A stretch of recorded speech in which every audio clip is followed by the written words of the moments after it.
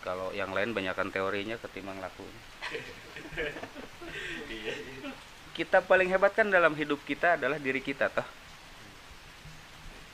Saat saya berlaku kebaikan, kamu lihat saya. Lalu kamu akan melihat, dan ini menjadi sebuah pelajaran buatmu. Dan kamu akan mengikuti ajaran yang baik buatmu. Kalau saya melakukan kebaikan, saya melakukan keburukan pun akan kamu pelajari. Boleh ikutan, tapi boleh juga, itu nggak baik, saya nggak akan ikut. Boleh gitu.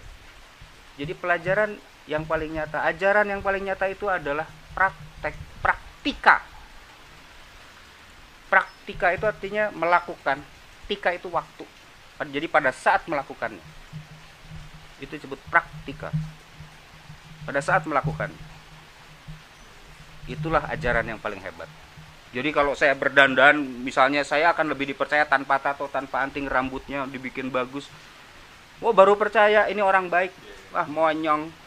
Emang di DPR ada orang tatoan? Nggak ada tuh.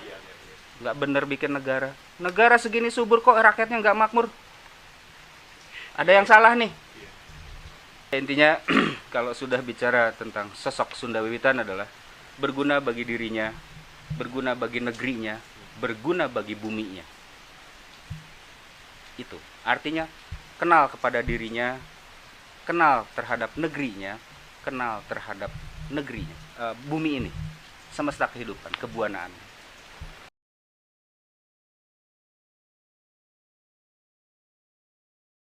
Secara umum Ketika kita bisa lihat bagaimana orang secara cerdas, ya, secara cerdas menangani lahan pertanian, menangani pertumbuhan pohon, buah-buahan, bunga-bunga, dan lain sebagainya. Bagaimana mereka memelihara air. Udah deh, pasti itu. Nah, itu Sunda Wiwitan. Jadi orang Sunda Wiwitan sudah pasti beragama. Orang nggak tahu tata krama, nggak tahu sopan santun, jangan bilang beragama. Ngaku-ngaku itu. Malu. Malu menjadi manusia.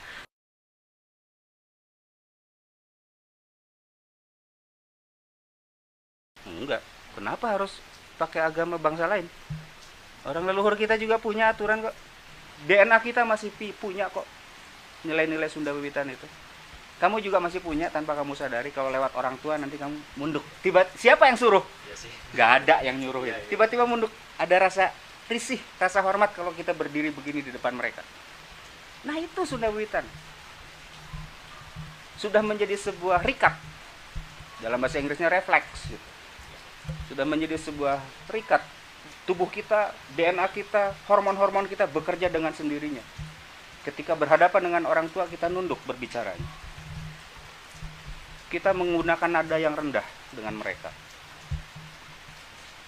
Berhadapan dengan guru, tanda petik dosen sekarang. Nada kita nggak ngotot gitu. Sekarang kurang ajar banget.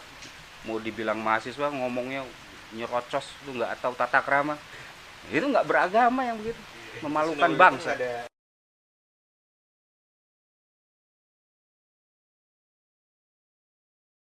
Ada. Bangun tidur kita berterima kasih bahwa kita masih diberi kehidupan, bahwa kita masih diberikan waktu untuk melakukan laku guna di dalam hidup ini, dan meminta bimbingan untuk terus diaping, dijaring, dibimbing, dipacak, ditende. Jadi diberikan jalan untuk melakukan kebergunaan agar kita tidak harus lahir kembali.